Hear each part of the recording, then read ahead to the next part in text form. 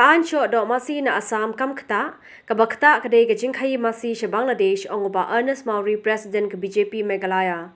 Bah Mawrie ula pynpaw kane haba kylli ke jingsngew jong ke nongialam ke BJP Meghalya haba ke sorkar BJP Assam ke wanrah ke bil bentek lakam ni kyndon ya ke jingshoh Masi Assam. That law is applicable in Assam, not here in our state.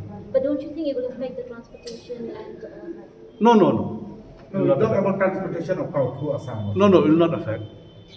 Because according to the... Till today, I think you know, whatever the cow has come from different state to our state, we are not consuming here.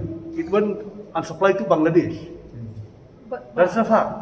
If all the cow that transport through Assam to our state, today the price of the beef, it should be only 200 rupees per kg. But this, everybody know that all the cow is supplied to Bangladesh.